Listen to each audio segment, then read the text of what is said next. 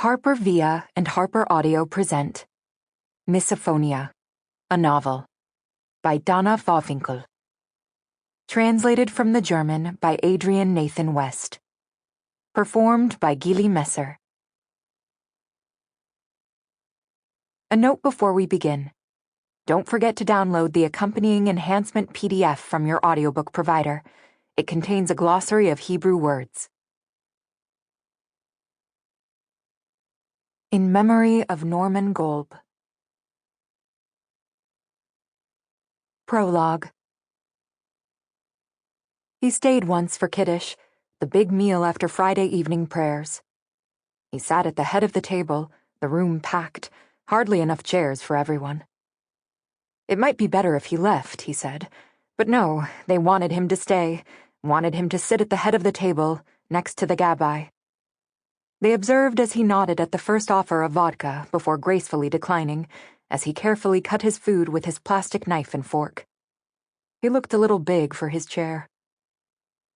There had been 3 courses, hummus with salad, something with curry, then cake, all from a kosher caterer. He seemed especially to enjoy the vegetables, of which he took a second helping. He laughed politely if anyone remarked something funny, and when posed a question, he responded neither tersely nor pedantically. They learned that he lived in Prenzlauer Berg, that he'd been in the same apartment a long time. So he liked it, sure, and he'd gotten lucky.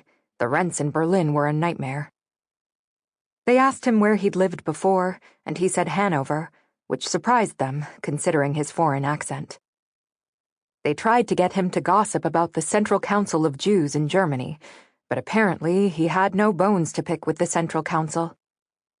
Up close, he looked tired. He left before Birkat Hamazon, relayed his goodbyes, his thanks, nodded to everyone, wished them all a peaceful Shabbos.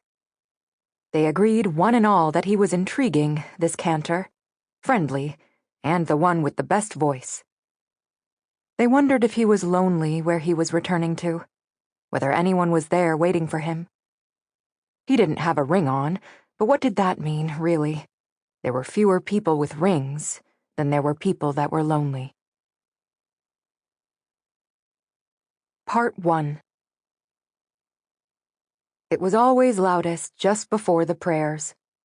They commenced at 7:03 p.m. in summer, 6:03 p.m. in winter, or sometimes at 7:07 and 6:07.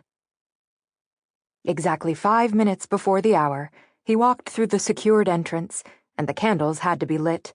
That was the job of a woman who had no need of a clock to know when it was time. Just seeing him enter sufficed.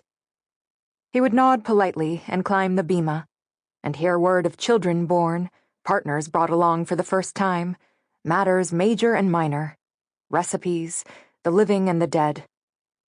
The chit-chat would grow louder with every minute past the hour, as if somehow to adjourn the prayers that they had come for. On rare occasions, they had to wait until enough men arrived. 10 men were required for worship. During the pandemic, not so many came, out of fear, from respect, and those who did had to wear masks and sign a list. There were many arguments about whether women ought to count, especially in such times, and even today, there were a few elders who wouldn't budge.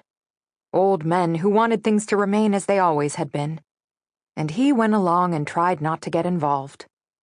He was paid for his voice, for cutting through the chatter, not for his opinions about politics with a capital P. Or even, perhaps, with a lowercase p. If he took a deep breath for the first time on the Shabbat in question, no one would have heard it, not even he. The first words of his first song would begin to die away, and then, he imagined, a few visitors behind him would breathe more slowly and think, now we have tranquility, now we have respite.